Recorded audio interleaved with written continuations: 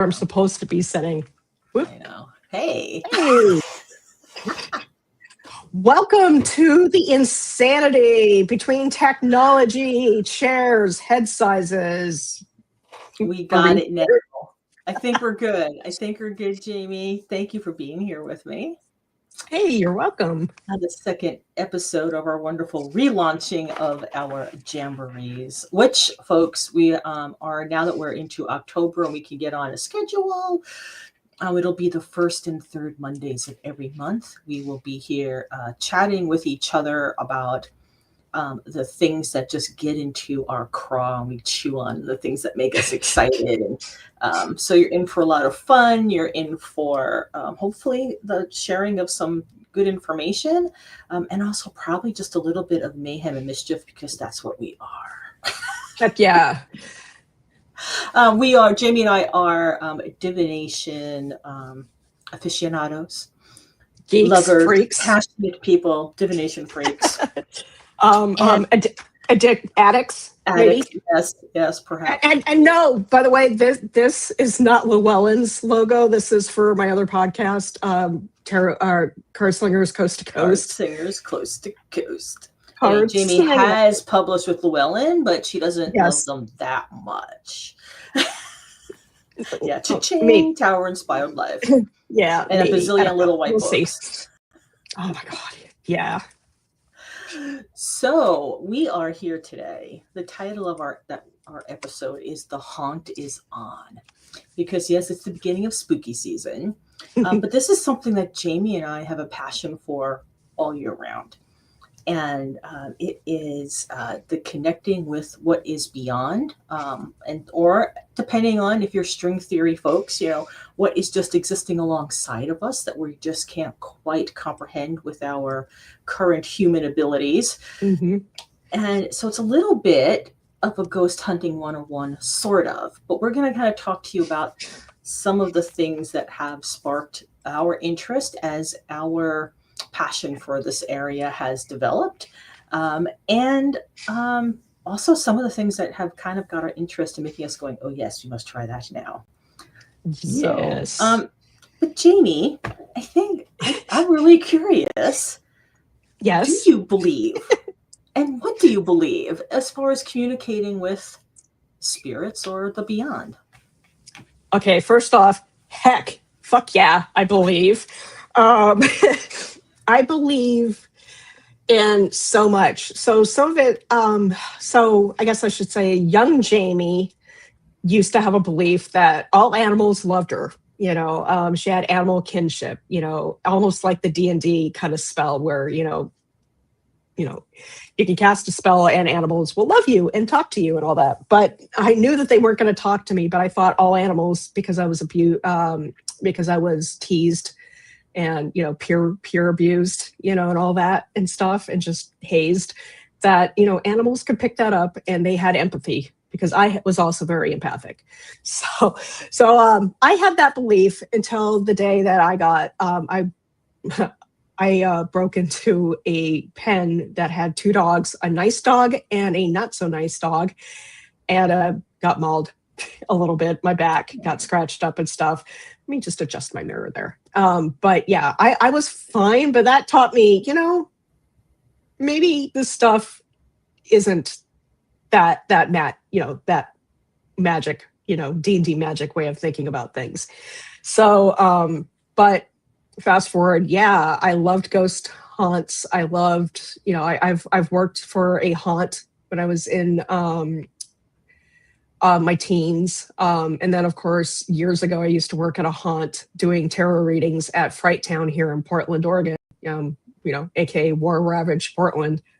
The only war ravage that my house has seen is from the acorns from the big oaks. They've been bombarding us.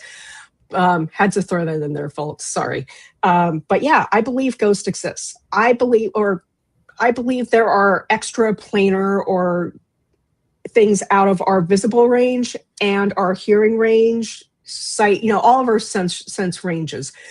I am empathic, and I used to have a hard time understanding where my emotions ended and where others began and all that. So I've had to learn that over the years. But yeah, I believe there are critters. I believe in fae. I believe in other beings, aliens, potentially zombies. I am a zombie buff. Because all of this had to come from somewhere. All like the dragon lore that we have, the fairy lore, all of this across cultures, across the world, had to come from somewhere. And aliens, I kind of refuse to believe that we are the end all to be all in our, in this huge universe, expansive universe. Maybe we are the only ones in our galaxy, but there's got to be stuff out there. We can't be just the, God blessed one and all, only planet to have what we have on it. So yeah, I believe that energy can be tapped into, aka magic. That everything has energy. As a lot of ghost hunting devices and stuff, they use it to look at the electromagnetic field, and people do give off. Heck, you can make a potato clock. That's science. The fact that you can battery operate a clock or maybe a limited band radio off of potatoes, that ought to tell you that everything has energy right there. So I do believe that. I believe that you can use the tools that we have, whether they are like phones, analog items, etc., to contact, because everything has energy. You can use them to begin rudimentary dialogue or communication with something else. Yeah. And I also believe that everyone can tap into an ability. Everyone has that ability. Like for me, I'm also deaf in one ear, which we'll get into as we go on. I never thought it, me as special. I thought, my world, this is my right side, by the way, my world ended right here. So yeah, there's so much you can do with who you are and what you were given. Yes. So how about you, Amber? What do you believe? Yes, absolutely. I believe that we are able to tap into those other layers of energy, and part of it, it is practicing, it is developing that, and we may not always be able to figure it all out, or just our energy to be able to tune into those, to be able to understand them. But 100%, I believe. I was raised Catholic, and with that, people think that's very bizarre that I also had these other exposures and experiences when I was young. My parents very much believed in the spirit world, in the afterlife, and they believed in extraterrestrial entities, or and again, like you said, universe is way too expansive to rule that out. I'm sorry, I don't have that much ego, right?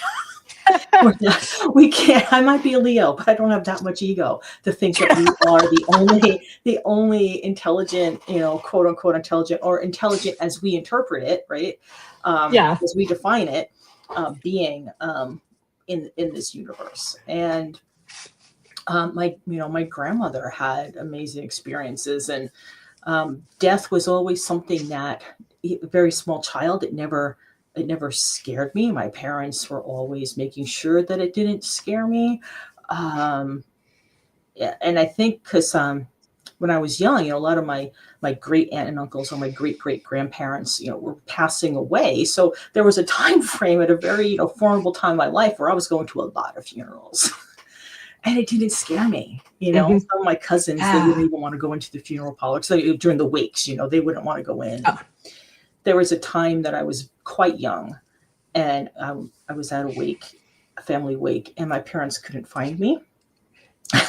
And I'm like, oh, what happened? And my parents usually not ones to let me out of their sight, and probably for good reason. I mean, being another what I had done here. is that I had just been wandering around very comfortable, and I had been in like the next viewing parlor over, kind of talking to people who were really upset that their person died, and I was just like, well, yeah, but they're okay. Talking to them, and I just kept wandering around, and I ended up kind of like down in like the morgue area of the talking to the mortician who happened to be a family friend and was keeping me safe because I'm like, we know your parents are going to show up any minute. And they come in and there I am, sitting on one of the one of the slab tables, Oh my God, that's one of the prep awesome. tables. Yeah.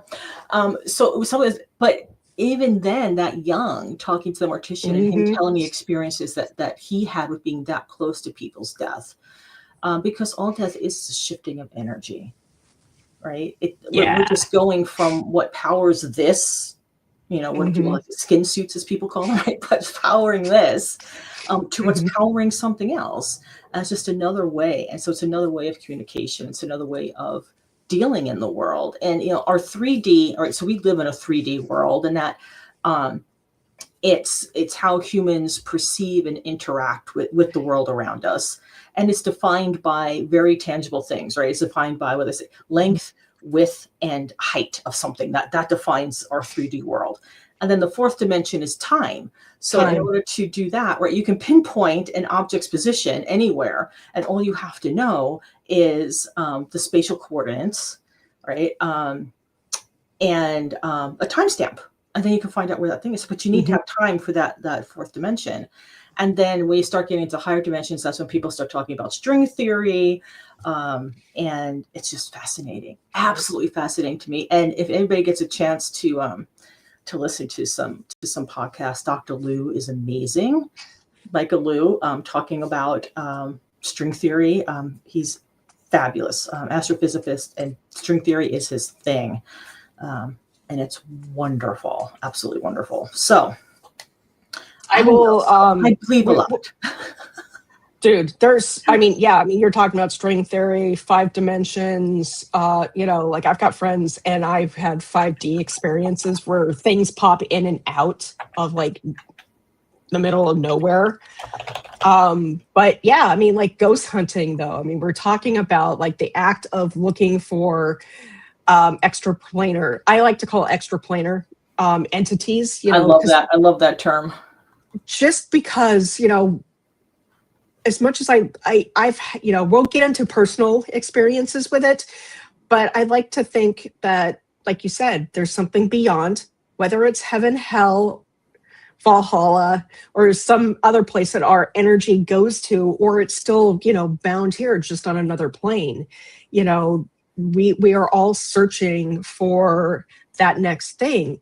And I guess, which leads us to ghost hunting or even alien hunting, if you will, or even signal stuff, like SETI. Back in the 90s, there was a SETI app where you could download it, set it as a screensaver, and it would scrub through hours of SETI information to see if there was any voices or activity that was quote unquote intelligent, as based on a human, response of what is intelligent. So I tend to keep my mind open for all this stuff. And young Jaymi, like I said, has had weird shit. Even now, Jaymi has had weird shit happen where when I'm driving, especially at night, I see phantom figures on the side of the road. Sometimes they look like actual hitchhikers. Sometimes they're, just dark things. Recently I went up to visit Amber, and I saw some stuff. I think I saw either a coyote or a fox at one point dart. I only saw the back end. So was it an actual critter, or was it like a fey critter or something? Again, dark, you don't see much, but you see an energy flash. You see something dart, movement. That's also energy. Like I said, with my deafness, I pick up phantom voices or tones where, depending on who I'm talking with or what modality, whether I'm a tarot reader or just, being who I am, I'll get a high pitch for yes. I'll get like a weird kind of flat tone for like a maybe, and a low pitch for no. And it always comes on my right side. And I've been to audiologists, and this has happened throughout my life. And that's where the phantom voices or tone, sounds come in, where you have those big, noise canceling headphones. You're in the sound booth. The, person's punching buttons left, right, and you raise your hand left. Yeah, I hear this. Here's Jaymi doing her left thing. But there's always that 1 or 2 times where I swear to goddess, it's on the right. And I struggle because I've heard something but it's like it's coming from my right, and I do, one of those. Yeah, maybe. And, and they say, yeah, that's phantom sounds, that there are some pitches that might resonate over to the right side, especially the lower hertz that is, or the higher hertz that is just about the same, the edges of what humans are capable of hearing, a perfect human can hear. And that could be, that, or it could be, again, me tapping into something extraplanar. I don't know. Right. So when you think about what animals can hear that we don't. Yeah. Right? Yeah. So, Like, I like dogs. Like, I've seen puppos, look at things or get their hackles up for, like in corners of the wall. My cats look at certain corners of the wall. My kitty Joth used to get chased into closet doors by something. Like, I knew my cat, I knew how she liked to play, but there were fae. I called them fae just because I didn't know what they were. But yeah, I swear to goddess that things were leading her into doors or places, that would bonk her for a laugh. And I would tell them, please be gentle with my baby, Yeah, I recently got a call from a friend, and she's just like, okay, Amber, I'm sitting in my living room and I see one red and one yellow ball up at the top of the ceiling. And then, she's just like, I'm just checking in, or do you sense anything about that? And then very quickly it was, oh, never mind. It's okay. My cat sees it too. So it was just like, yeah. So it was okay. So she felt like she was okay, validated. She really was seeing something because the cat was responding and acting to them as well. So it's just fascinating. The whole world is fascinating. But I think all that brings us down into going, okay, so we're looking at, I'm going to back up a little bit and just say, I think it's, all this desire to be what's going on. Plus, grief can really make people want to connect. So we're going to, kind of really step into that ghost time of it and going, okay, this person died. I'm in such grief. I want to hear them again. I have all these things I wanted to ask them. I had, all these messages that I want to try to give them, or, are they trying to tell me? And the biggest thing is, are they okay on that side, or, that side? And I'm using that in general. Yeah. Unfinished business. Like, I never really got to have like a conversation with my dad about, the deep shit before he passed. Yeah. Yeah. And so I think all of that then started very much having people look into, how to do that. And so it becomes, the birth of what is now termed, right, American spiritualism, which we can be able to trace way back, and doesn't have the best foundation of a beginning, but the beginning Sadly, was 1848 by the Fox sisters in upstate New York, I think a little west of Rochester, Maggie and Kate, and they would start trying to talk, and they were making these knocking sounds appear seemingly out of nowhere, and they were saying that was the spirit messages. Yes, later on they did admit that they were hoaxing it. However, because they were doing that, it made people go, maybe there is a way to connect and get true messages from the other side. She knows these things. No. Thank you, Jennifer. Hey. And I think that just became fascinating. So only in 1848, and then I think it wasn't until like maybe 1851-ish, then that there were more experiments going on, that then people were like, oh, we can't debunk this. Yeah. So it's everything just kept growing and growing from that. And I did, because Jaymi, we are divination people.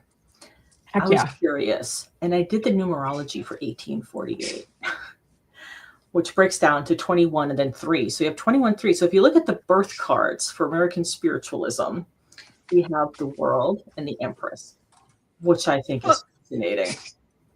So which I do have into numerology and tarot, the World and the Empress for a birth pair.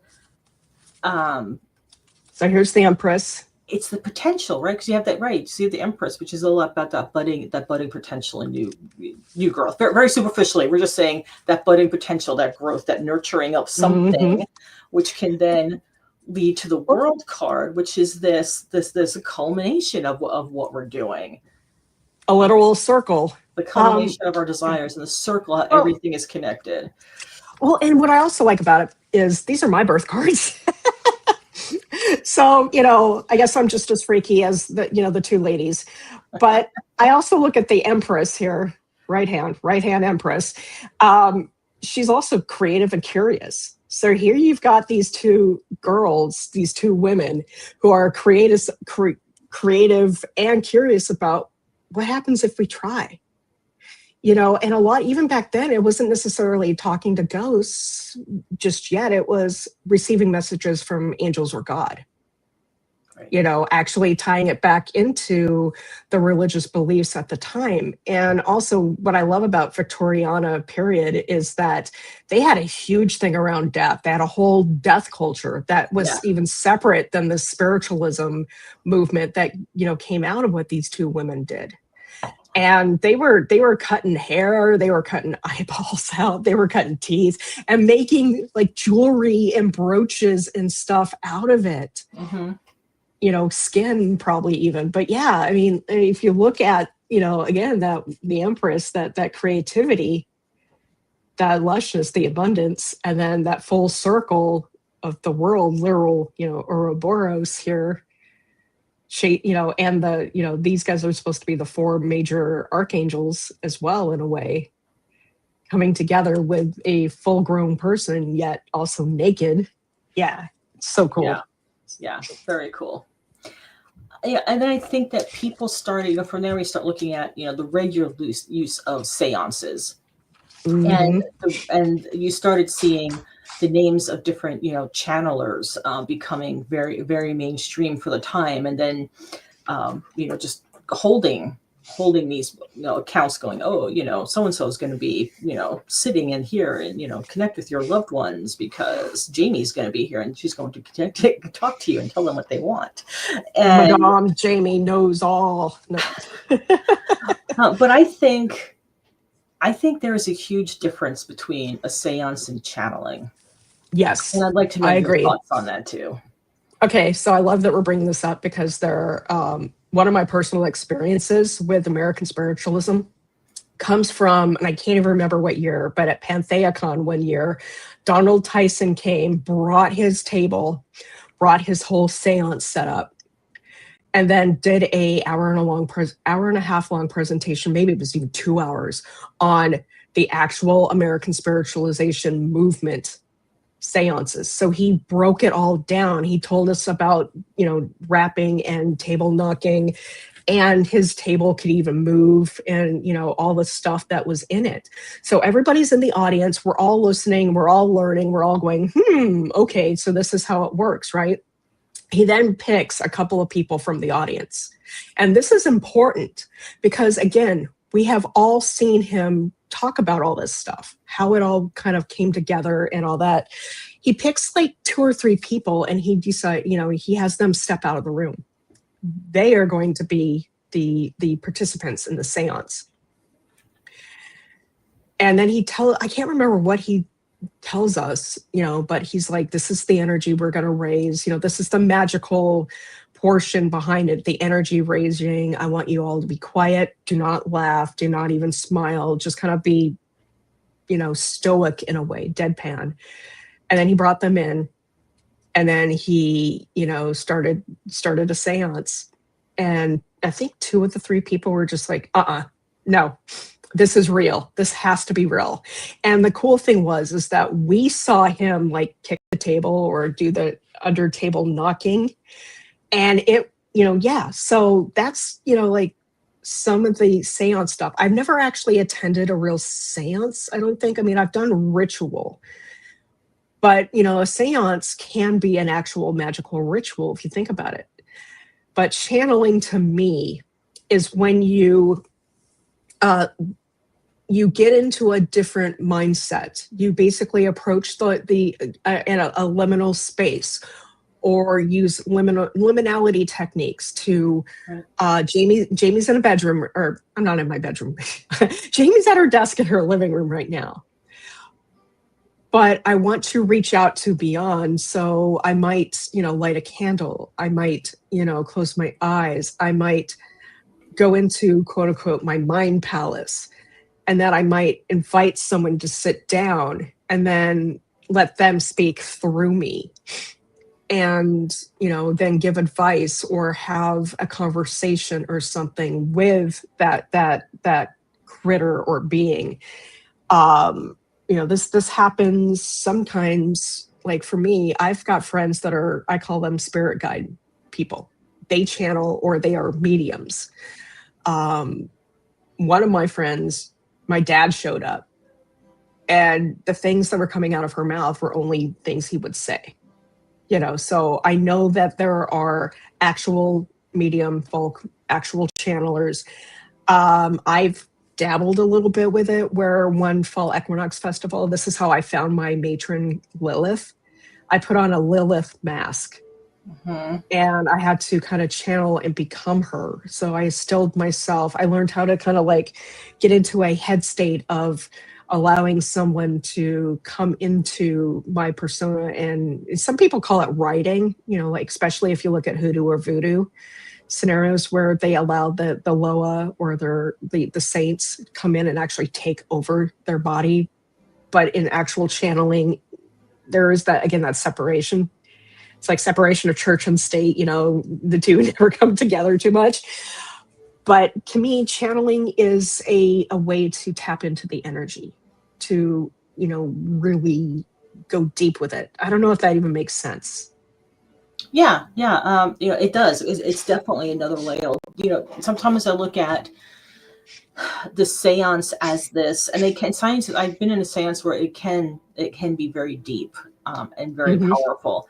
But in general, if you look at people, like especially the populist opinion of seance, it's a little bit more superficial. Yes. Everyone calls it horsing. Yes, 100%. Where because there's usually a group of people and you're trying to connect with something. And because of that, there's a lot of energetic and probably very spiritual protection going on. So things can be a little bit lighter. And the chances of someone being jumped by a spirit or having a spirit talk through them can lessen because you're being very careful in that situation. Channeling, I find, can really just be more like a one-on-one experience, or just like personal, right? If I just want to connect with somebody, let somebody come through me, so I can do some automatic writing or something. And that, again, make sure you're protected doing all this, folks. Please do your psychic protections. Wear the appropriate stones or jewelry, but the oils, right, etc. Yeah. So for me, I see channeling as a very deep experience. It can be very similar to someone who's going on like a shamanic journey, and then encountering those spirits and letting those spirits talk to whoever's with them, directly using them as the mouthpiece. And if you see people who are channeling, if you're not prepared for it, it can be scary, because the person's whole countenance will change. Their eye color might change. The shape of their faces can change. Even just how they're holding their body, and it's not always like human looking. So that's just something to be prepared of. So it's a whole nother level. It's almost to me like a higher vibration of a seance in a way. Very direct. Those are all good points, and I love that. Like it's I guess in some ways it's for those of you who are watching or even in the replay that understand the concepts of high magic versus like low magic or everyday witchcraft or kitchen witchery, where kitchen witchery, you're making the protection magics, you're making the witch bottles, you're doing, putting stuff into your drinks, energy into your drinks to have a better day or something. To me, that's kind of what channeling, that's kind of like seances, is kind of doing this every day, you know, down and dirty. Oh, grandpa needs to tell you you're doing great, because most seances and even sometimes most public channeling shows will do only feel good stuff. They don't like say, you know, grandpa says you're stupid because, you know, you didn't invest in Apple in the 90s, you know, or something, you know. But like seance or channeling is, one of them's low magic, one of them's high magic. And I can see either one of them. Like, you know, seances are kind of like an actual ritual where you need certain rooms, or, you know, like they're in learning about the American spiritualism, a lot of the founders were directed to basically create batteries so that they can invite people. They have like rooms they have to create or tools they have to make that can help the voices come through easier or more accessible. And high magic does a lot of this ritual without shouts, and it also blends in other saints or goddesses or other things to be able to, you know, give it. But like the Wikipedia calls the spiritualism movement a social religious movement where an individual awareness persists after death and may be contacted by the living. The spirit world is not static, but ever evolving and interactive by both the spirits and, you know, everyday folk. But a lot of the time the spiritualists would say they call these spirits by an indigenous, you know, group name or a racial name, because it's the idea of the other. And a lot of European white, you know, Anglo people believed in spiritualism. So, of course, they're going to go to the other, this idea of the other, which is also another idea for extraplanar or spiritual critters. You know, the other, we talk about us versus them, not in a yeah, you could call it in a racial way, but most people think in beings in terms of energy, like Amber said, higher energy or even the lower energy, which isn't black or white thinking. It's, you know, it's all about energy waves. So a higher wavelength versus a lower wavelength. Right. And I love that you started bringing up tools that people use to help them. I wonder why. I know. One of the very first ones was the spirit trumpet. And that came Jonathan Coons. John Coons from Ohio in the mid 19th century. He started using, and it looks like, they look like the trumpets that like the guys who trumpet in the call for the races, horse races. They're just long, right? They don't have the billows on them. Yeah, or the old fashioned, like people you see, right? The like, hearing horns. And so evidently the story goes is that his would levitate and kind of move around the room. And then through this, they could hear the voices of whomever they were looking to contact. So that was one. And that kind of gave birth in a weird way to what we see people talking about EVPs, right? Which is the voice phenomenon. Electronic voice phenomenon. Sorry, anytime anybody says phenomena in any show or even in person, I have to start doing phenomena because I'm that girl. And so people would walk around like what you might see, like, you know, people going on ghost hunts carrying around little handheld tape recorders. And then it developed into using the voice activated either tape recorders or the voice activated digital recorders. And there's a theory, and I kind of, you know, when I heard about this, I started going back and, you know, doing some reflection on different events that I was part of or things I've seen online. And that is that you can get a more true EVP from the tape rather than digital, because the tape is that it's magnetic, so it's electronic putting onto a device. So that's just helping to amplify those voices. And voice clearer, right? They'd be more clear if they're used on tape than as opposed to digital.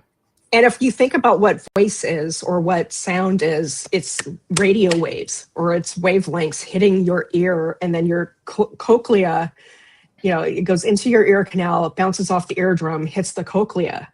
And for people like me, like I'm single-sided deafness, so I have a working cochlea, but somewhere between that and my brain signals, I have neurological deafness, which means cochlear implants or stuff like that are a no-go for me. It would never work. So it's like sound and all this, if I can't hear human sound in this ear, what am I hearing in this ear? Right. Right, Lulu? Lulu gets it. Lulu gets it. So then of course that was one way to do, but then people started experimenting with many other ways. And I'm sure that there's many people that are listening, watching, that they've used tarot for that form of mediumship and to get the messages. And people have used pendulums and spirit boards and automatic writing. Which, folks, I have seen Amber's handwriting literally change. So automatic writing does work. Like, I've seen it. It's cool. And it's not even, this is the thing, because when you're working with this, and it makes sense because you're limited with the vocabulary of the person the information's coming through. Yes. And with that, there are many times that when this happens, my handwriting just doesn't change, but the vocabulary is absolutely vocabulary and grammar that I do not use. And sometimes it's words that are in another language and that I do not speak. So it's fascinating. It's absolutely fascinating. And then another thing, which is a tool that I really have fun playing with, is dowsing rods. And yes, you can use... she probably does want to go outside again. She's like buzzing right now. Yeah.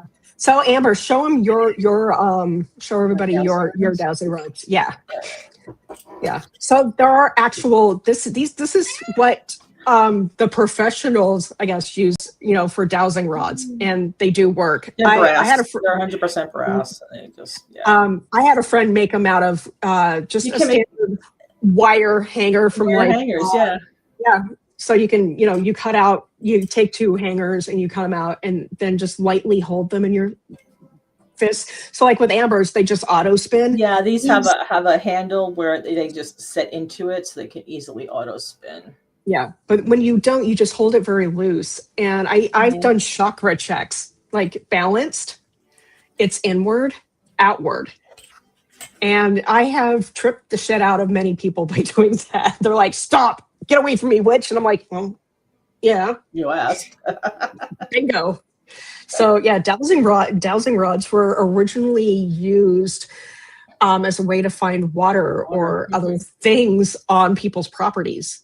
Right. They would go out and try and scout around for water, or I'm sure they probably even did it for gold, like almost gold panning or other resonances that you could do with that stuff.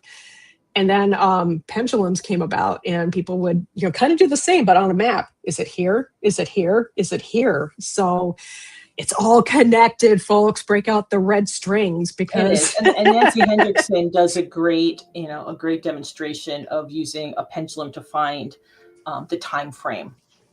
She'll go through the whole steps. So be like, is this entity a human entity? And she'll break it down. Is it male or female? Is it and then breaking it down to the location, like you say, using a map, and then using a timeline to figure out the time frame of something. So if you check her stuff out, Ancestral Magic, it's a good book. So cool. And so let's see, going there, we talked about the EVPs, and then we talked about, okay, so I'm just checking my notes too. All right. Dude, so with the EVPs, I think, should we go into the spirit boxes? Oh man. There's two devices that you can use, or a lot of ghost hunters use.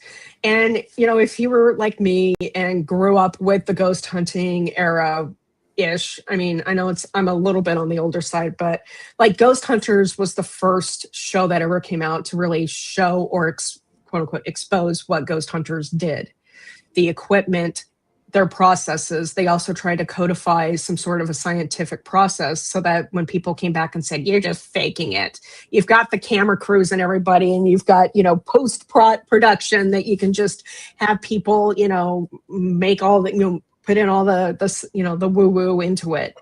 And so they tried to codify it, but they were the ones that showed us things like the digital recorders.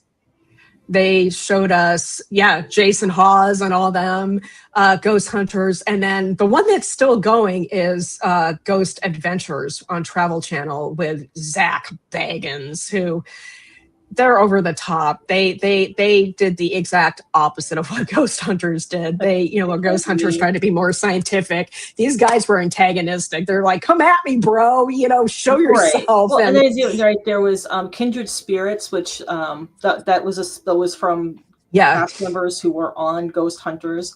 And their approach is they like to try to really go in and help the spirits. And yes, help the people who are living with them. But also, help. And by helping, that doesn't mean that everybody has to get crossed over, folks.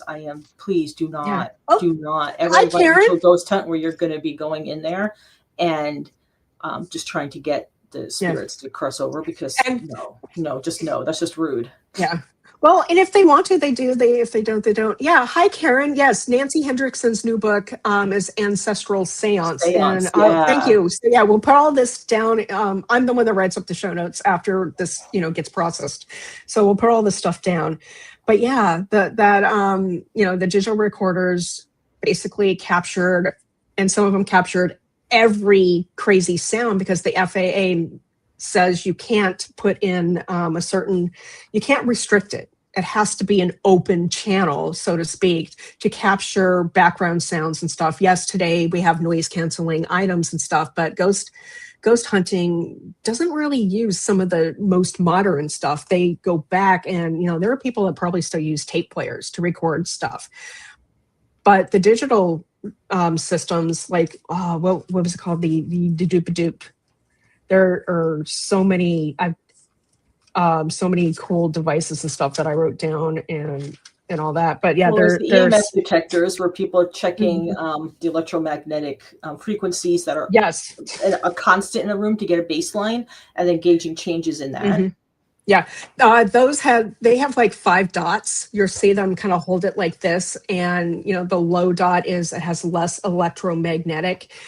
The high one, it's oh my God, where is this coming from? But it's again, everything puts something out. So when you see something on TV, you got to think, I wish they would just have the whole group stand by with everything. And yes, Jennifer, we're going to get to that.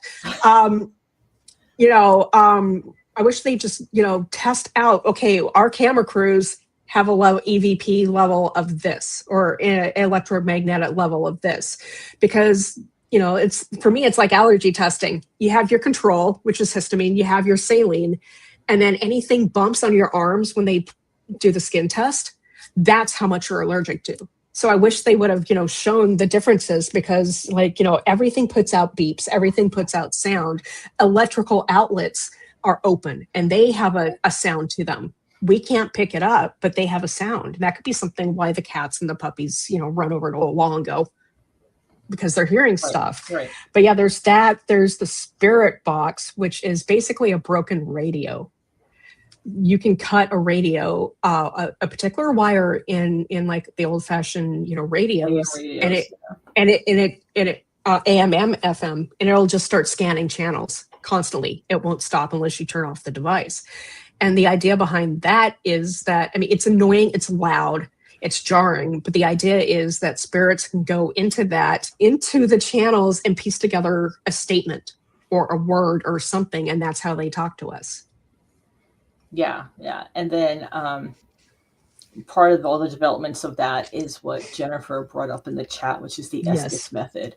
And Jennifer, I agree. I particularly like how Adam and Amy use the Estes method and their process of it. And Jaymi, do you want to explain the Estes method for everybody who may not know? Sure. Okay. So what's funny? A lot of our notes, as we're looking through, at least for me, I have a bunch of favorite people. Yes, I love Adam Berry and Amy Bruni. Again, Amy Bruni, both of them came from the Ghost Hunters era, but they, we've been talking about, they came up with an idea of the relationship. Instead of just trying to banish things like out, demon, get out, sort of thinking, they're like, well, let's just talk to them, find out if if something needs to be done. did they have a message? Do they want to cross over and need help? So, but even going kind of back to that, we started in Colorado, which is where I'm from. And even more beyond that, some of my favorite people are the Newkirks, Greg and Dana Newkirk, who are full-time professional witch / occultists / ghost hunters / alien chasers / cryptid followers. They are curious. And I say this because, they want to know. And their philosophy of, going about things is kind of similar to mine, where I don't necessarily I want to talk to entities, yes, but that's not the reason why I came into all this. It's because I was curious. What else is out there? How would I interact with it? This shit works, as Thalassa, one of my mentors, has said. How does it work? Why does it work? And so they have a wonderful podcast called the Haunted Objects Podcast, and they have a museum, not kind of different than like what we know about the Warrens, who were the demonologists kind of museum. They take an object out, or they collect things that people are like, this is haunted, I don't want it. And so they'll take it or, cleanse it or something. But every now and then they'll do a podcast, video cast. I recommend not listening to it. Watch the YouTubes. Again, I'll put the channel below. Yeah. Yes, they've done a series called Hellier. Season 3 is coming out. I know this because of what I'm talking about. They've done The Binding, which is one of my favorite things. Oh my God, The Unbinding. And but so recently, this past month or two, they did like a 10-hour 4-episode thing on talking about ghost hunting, alien chasing, spirit trumpets, spiritualism, and the Estes method. And the cool thing about the Estes method is that the Estes method, the reason why it's called the Estes method is because of Colorado.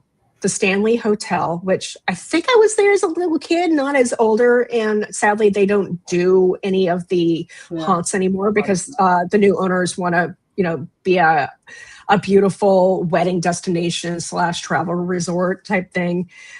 But the Estes method was designed by 2 guys that worked at the Stanley, and they grew up in Colorado. And I will say this, there's some weird shit in Colorado. It's not like some of the other weird shit that you hear about, like at Skinwalker Ranch or something. But Colorado, to those that grew up, and I think that are sensitives, we called it the psychic cesspool. Because the energy wasn't good.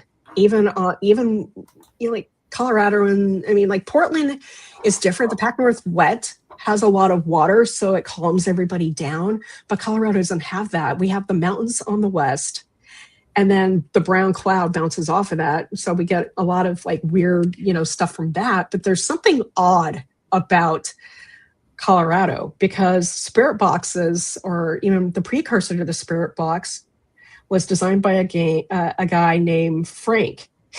He created something called the Frank's box, Frank Sumpton, again, in Littleton, Colorado. And that was the last place I lived in before I moved back here. So Coloradoans and he wanted to chase aliens. People think that he became an electrician or into the idea of creating, ham radio antennas and stuff because he wanted to listen to his favorite audio alien show.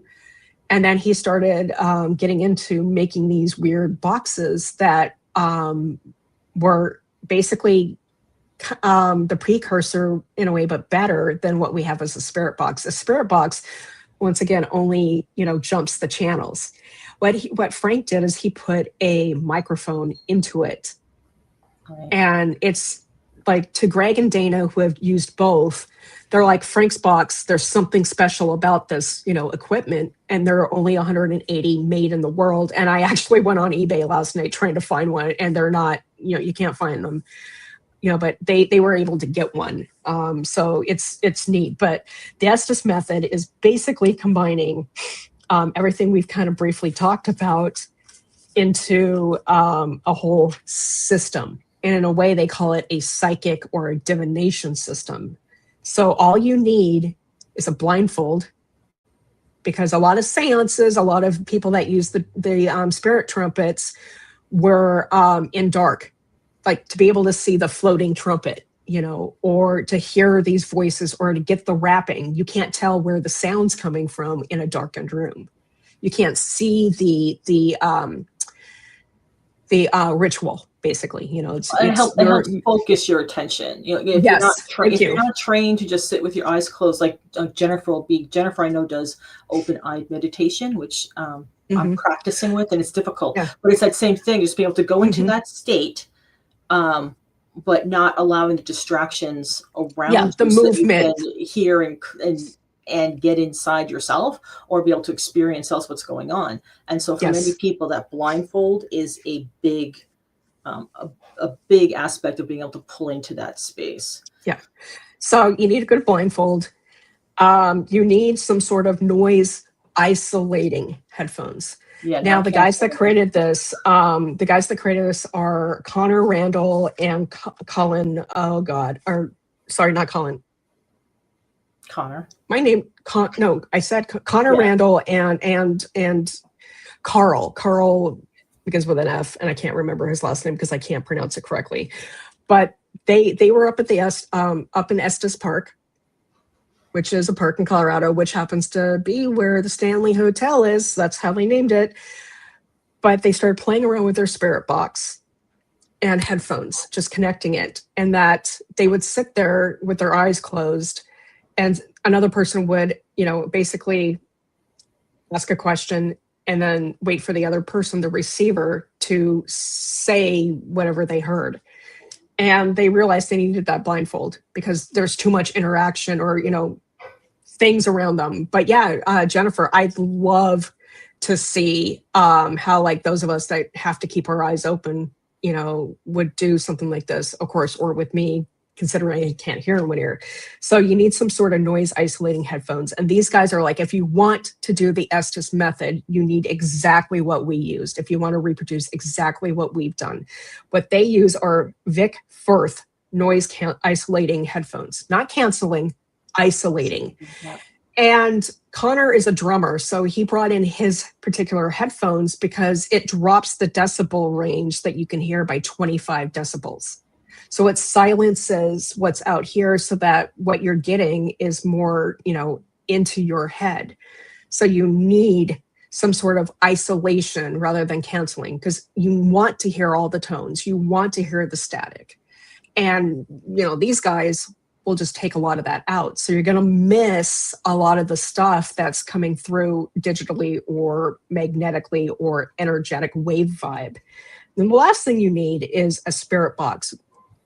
Specifically something they call the SB7, which is it's basically Spirit Box 7 made by a company that would do other diagnostic tools. But then all of a sudden they were like, maybe the ghost hunting community needs more tools. So they make like all these new devices that can tap into it. And the owner of that company lost his daughter, Melissa.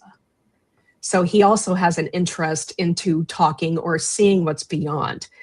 And basically, you need these things. And people, it doesn't matter what, what setting you use that spirit box on. You can be on the AM channels. Some people are like, I prefer AM. Some people are like, I prefer FM. But it doesn't matter. Everybody that's done it, Greg and Dana and Colin, not Colin. Connor. Yeah. Connor. God. So I have so many friends named Colin. Yeah. Connor and Carl. Would keep the box at 200 milliseconds. These are just details I wrote down. But if you have one of these devices, I mean, the devices themselves cost under $100. They're like basically $97 to $80 to $90 to $100. And what's cool about this is that, again, how I said anybody can be psychic, anyone can do this. All you need to do is, basically save up $200, which is, coffee, getting coffees at Dutch Brother for me for maybe two months or so. You can buy a good blindfold. Amber and I both got blindfolds on our Amazon wish lists for about under $10. You can get these Vic Firth noise isolating headphones for about, again, $70 to $80 to $90, depending on how decibel counseling. Yeah, oh, thank you, Gary Galka. Thank you, you all. I have problems remembering names because the spirits like to pull things out of my head, aka perimenopause. Thanks, kids. And but yeah, you can get all this stuff for just under $100, $200 off of Amazon, or you can probably find it cheaper on eBay or somewhere else. But basically, you have one person wear this getup, and they are known as the receiver. They are receiving the sounds, the messages, the voices. And then you have another person, the questionnaire, and they're the ones that ask the questions like, are there any entities around us that want to talk? How many are here? Yeah. How many are here? The joke, like there's a game called, never mind, I lost that train of thought. There's Phasmophobia. That's the game name. Try and say that 3 times fast. That basically emulates like you're a ghost hunter doing all this stuff, and it uses your voice through to talk to a spirit box, and you can ask it anything, and voices will come out of it. So if you want a fake experience of non-Estes method, you can play that game and trip yourself out sometimes. But yeah, you have the questions. You can ask it anything. Like they on their last show where they actually for 2 hours and 16 minutes talk about this with the creators. These guys are so humble, Carl and Connor, that they are the creators. They have the and proof. They're still gathering data and refining it and experimenting it, which I give them a lot of credit. I give them huge credit for that. Yeah, they were doing this for like 6 months before they brought it to the attention of the greater community, and the greater community basically went bam and ran off with it. So when you started seeing it in the TV shows and everything, that's because they saw Colin and Carl do it at the Stanley during one of their paranormal conferences. But again, they built so many relationships with the entities at the Stanley, basically in the concert hall, which is on the property but not in the museum, and in the hotel and under the stage, that they didn't want to start over in a way. They had, that was their location data set. That was their control. And while they tried to find other places that they can get into, like kind of freely, to be able to have these interactions on a nightly basis, day after day after day, to gather more data, it's kind of impossible to find places like that would let them, in this constant thing. But yeah, they've got weird papers, they've got all their data sets and everything, but they basically, again, released this out into the public and said, time for your experiments. But if you want to do a true Estes method, you need those right tools first. The next thing, you need to make sure with that noise isolating headphones, the receiver can't hear voices outside. They have to be quote unquote deaf. And this is important because you don't want, you don't want them interacting with people or getting hand signs or, faking the data. You want them to be basically in the liminal space. And the liminal space is neither fully present in our reality, the 3D reality, and kind of not, it's the intermediary, it's that channel, literal channel between plane 1 to plane, to our world. And, this stuff, the Estes, because I'm deaf and winter, it makes me wonder what I can do. Like testing whether or not I put, a headphone in here with the spirit box and see what comes out. Or even here, there's so much weird stuff I want to try with this. But you also have to relax. The goal of the Estes method isn't to prove the beyond or to, antagonize and tell them to get the fuck out. It is relax and have no expectation. Exactly. To have a conversation with something. Yeah, whether it's the basic of your intention is to have a conversation. So. Yeah, whether that intention, or whether that entity might be from the internal world of our mind, that space that we relax into, when we're still in silent, that aka the intuition, or an actual external critter, you know. And when you're done with this, and these guys were doing like up to 2 hours plus conversations, you got to have some way for the questionnaire or anybody else to kind of gently tap that person out. If they don't say, fuck this, I'm done, you know, themselves. You got to, you know, bring them back into our reality, which is so true when you're doing, or like when I did a ritual where Lilith kind of came over me for a little bit. You know, it was, you know, go back to my station and have somebody tap me or ground me and then remove the mask. So they recommend that you gently tap out the receiver when the conversation is done. And then you got to give yourself time to adjust if you're the receiver. You've got to, you know, get back to reality. For those of us that have done guided meditations, whether we close our eyes, for me, I use a stone as a focus, you know, to keep my monkey mind, you know, my you know, conscious mind focused on like this movement or something. You got to adjust yourself, stretch, close your, you know, open and blink your eyes, eat an apple. You know, yeah, ground yourself. But yeah, basically all you need is 2 people for this. Someone to be a questioner that asks the questions, and the questions don't have to be the same as you've probably heard. Like, are we talking to somebody? You know, or, you know, just start a conversation with something. Hey, is anybody out there? What's your name? Would you like to chat with me for a bit? Yes. Okay. Keep going. Who, you know, how do you define yourself? Or, you know what I mean? You know, and the receivers are just there to say words. It's no editorial. Sometimes you'll hear people go, I'm getting a masculine voice that's telling me yes, they sound angry. No, you just, for them, it's, you say the word. You say what you hear. And sometimes at the beginning, it's going to be from the radio signals. But then they start talking about the more you use this system, the more you find the words are underneath, you know, like deeper. Right. And this happens again, channeling or, you know, spirit guide. Trance state or trance. State. Yeah. Yeah. They go under, you know, you hear a lot of people going, I went under and this is what I received. Sometimes you might even get visuals. Like, you know, I'm seeing an American flag was one of their examples. Like they did a variant test where they had 2 people as receivers, which got a little chaotic, you know, in the moment. But when you process that stuff back and you know, transcribe and take notes, you see what lines up and what doesn't. Right. And Jennifer probably remembers there's an episode of Kindred Spirits where Amy and Adam, they sit down, they both put the equipment on, and they, the spirits, which were a mother and daughter, were able to have this conversation through them. Very moving, very moving. So there's just so many ways you can expand, you know, from this. Or even other rooms, like, you know, you take baby monitors, you know, where like either Amy or Adam are in a different room. And, you know, the questioner is, you know, just, you know, lightly talking, you know, through that monitor, which is low enough to where if you're in the room with these isolating headphones on, you can't hear.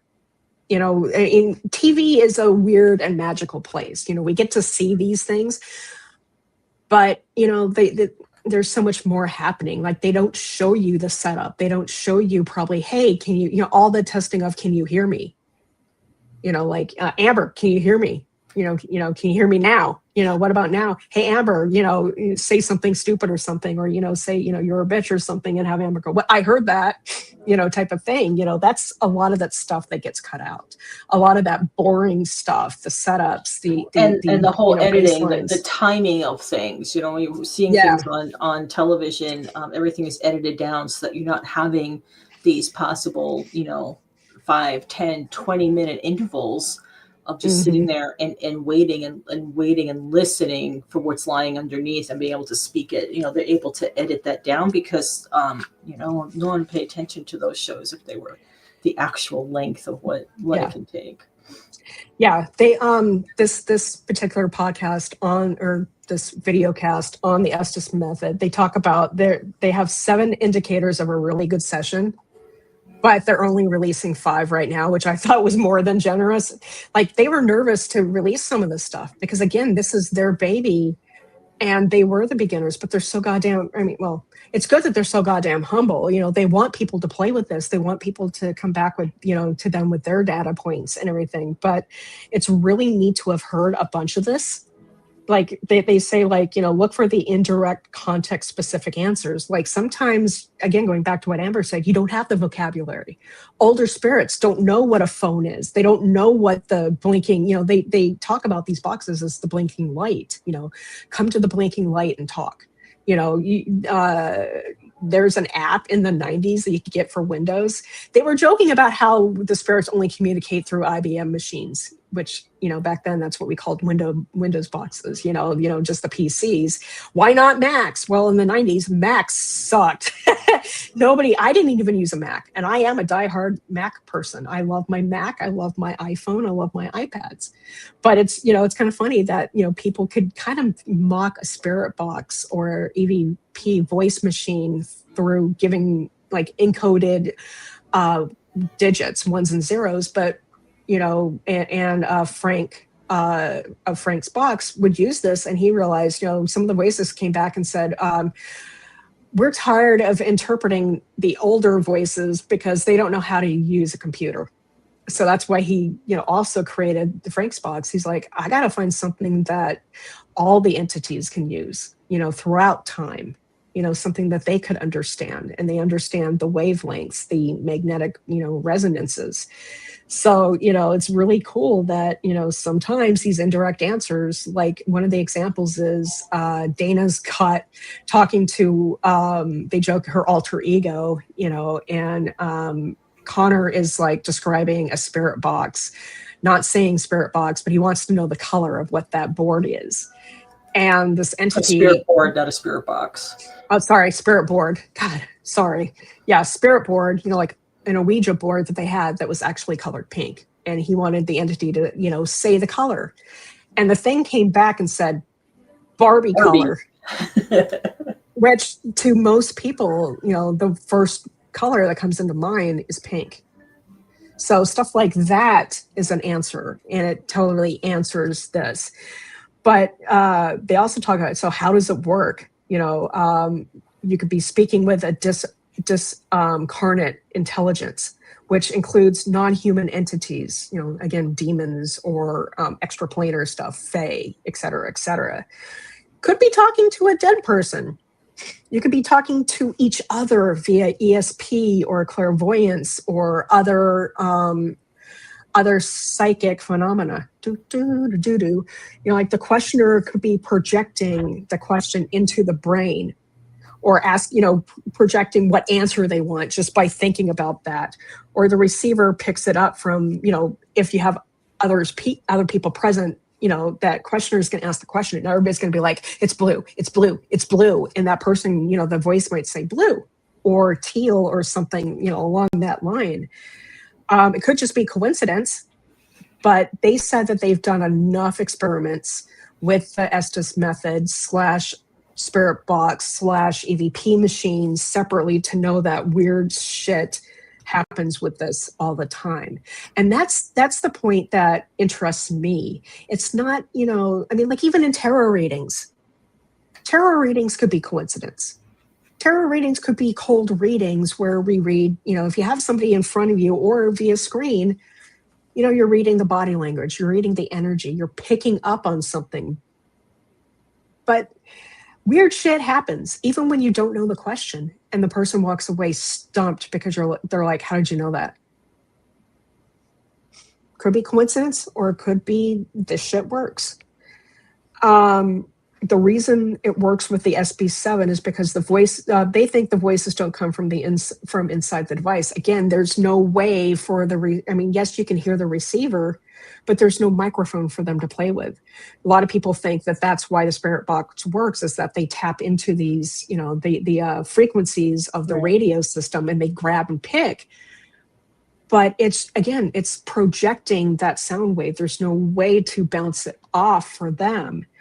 So the sweeping radio, though, affects our mind, and it makes us the microphone. We are the psychic. We are the channeler. We are the mouthpiece.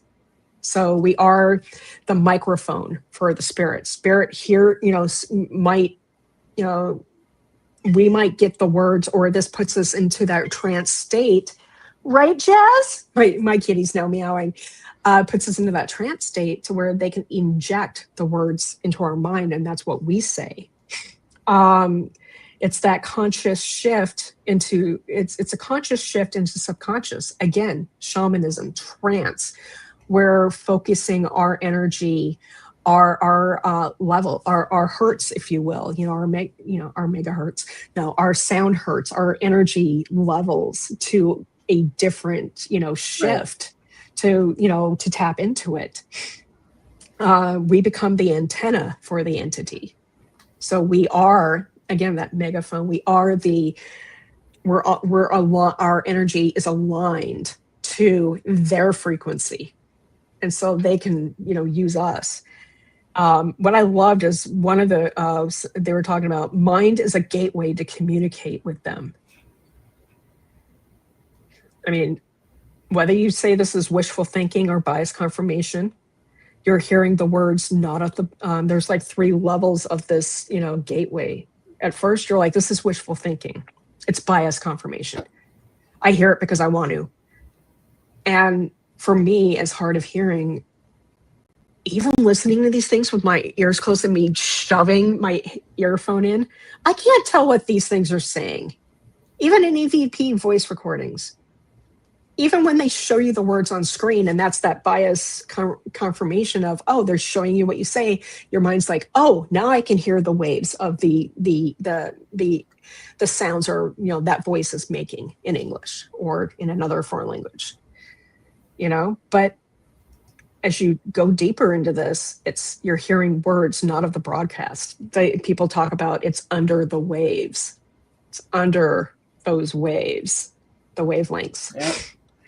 And at the end, they really believe that the message is impressed into the mind, mm-hmm, to help us channel and use these abilities, again, to do this. Carl said something, and I wrote this down as a direct quote. The conscious mind is the skeptic's seat. The subconscious mind is the seat of the psychic self. You have to let your conscious mind believe that real world words could be being said, and it feels like it's opening a door to the subconscious being able to speak its psychic mind. 80% to 90% of the Estes method is a trance. Is a trance psychic subconscious communication system. It's a dialectic between conscious and subconscious mind in a psychic way.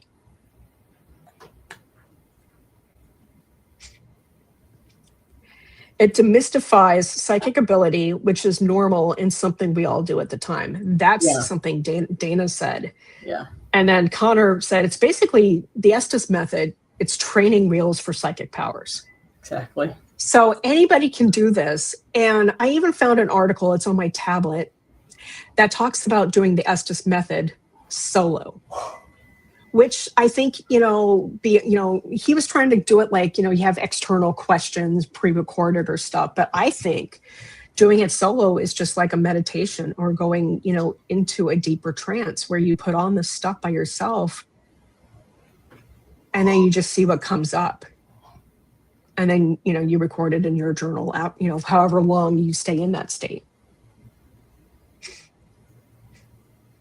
I know, the whole thing is fascinating. And the levels and the directions and the possibilities. Mm-hmm. I think if that, my advice to anybody looking to begin, into this realm or working with this type of communication, first off, take care of yourself, right? Hydrate well, make sure you're grounded, do all the protections that are needed and in place. But then please, please, please, I cannot emphasize, please, more strongly, practice good communication. Be polite. right? Just don't barge in and say, hey, I want this answer. Who are you? Don't start screaming. Don't provoke. I hate it when people provoke. It's just forget the fact that it could be dangerous. It's just impolite. It's mean. And if you're going to a place where it has been recorded that it might be, being very haunted, there's a lot of spirit activity, be mindful of that, and be mindful that the spirits probably get really tired of that. Hi, Jazz baby. Just like we would if people were constantly coming into our homes and calling us out and wants to do things and talk to them. Just allow that, ask permission. So ask permission, be polite, have some common decency. Yeah. Not everything has to exactly, Jennifer. That drives me insane. Agreed. It's a relationship. Like, we look at astrology as, like, what's your sign? My cat's stepping on the keyboard. What's your sign? To try and understand each other better, to relate to one another better. And that's all like these methods are doing, the Estes method and stuff.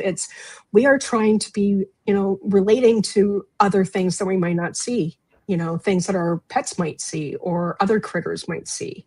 We're trying to, you're building a relationship. You're building a pathway to deity, whether you believe, like for me, it's, the goddess Lilith. Like I want to maybe go into this trying to figure out my relationship with Lilith. It's why we have oracle cards and tarot cards.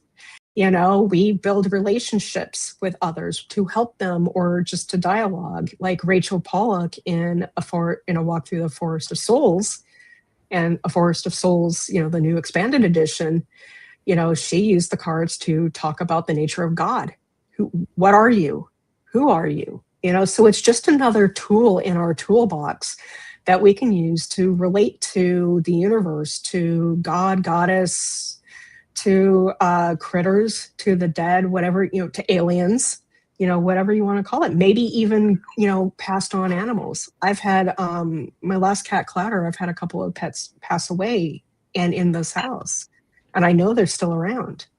So there's, like Amber said, there's so many cool applications of this. All we have to do is be open, be creative, and be willing to, make a conversation to build a relationship. Right. Mind your manners. Be kind. No, But yeah, oh my God, we could talk about, like, I wrote like 30 pages of notes after watching. It's a 4-part series on YouTube. And again, I'll put it in the show notes. I wrote so much on this because this just fascinated me, especially the idea that, I'm a techno pagan as well. I do a lot of magic through the internet. And with me being deaf, like they in the Spirit Box episode, they talk about audiology, the sound, the science of it all, and they try and take it apart in a cool woo-woo way. And I'm sitting there going, with me and my deaf ear, going, dude, what if I'm doing this naturally? It's just that I haven't trained myself enough to pick up those high and low sounds, other than the pitches that I get when they're pushing me to do something. Yeah, it's so cool. So cool. Jaymi, I know. When are we going to talk to each other next? Oh my God. Well, next Monday, I know, but however, when are we going to show ourselves next? When are we going to be live again? On the, I got the wrong 20th? Yeah, we are going to be talking on the 20th. And you know what? Happy Spooky Month, everybody. Yeah, happy Spooky Month. Yeah, I know our next show is going to be a lot of fun. Yeah, should we tell them the title or give them? We can. Yes, let's tease it a little. Okay, so the games we play. Just think about this, folks. It's spooky season, and we're talking about the games we play. It's gonna be fun. It's gonna be fun. And of course, Jaymi and I always end up learning something new about each other when we have these opportunities to do these live chats, and so I'm looking forward to that too. I love this one. Was like for me, it was a deep dive, just doing all this stuff because I re-listened to episodes, and it's also a deep dive just for us to do this. So thank you for hanging out and spending almost an hour and a half with us. We really appreciate you all coming. If you're not subscribed, please subscribe. Leave comments. Yeah. Tell us your Like, stories. I want hit the little bell so you get the reminders and you get the little our little teasers that we notifications. put out coming in. Yeah. Yep. Yeah, we've got we basically got a lot of the episodes done up until the new year. You know, we go twice a month on the God, was First it and the the third first Monday. first and third Mondays, derp derp derp. So yeah, we'll be here. But yeah, if you have any suggestions on cool stuff that you want us to talk about, deep dives of your, you know, Or that you've gone on your explore. own. Even if it's something that we may not know about it, we will be happy to dive in and research and give you our take on it. So make Yes, even if suggestions. Thanks, Karen. Yeah, thank you. We appreciate you all coming. We appreciate you all in the replay. Again, let us know. Give us your feedback and comments. And we'll see you on So the until then, 20th. everybody, happy spooky month. Behave Yay. yourselves a little bit. There we go. The magic of the Mac. It's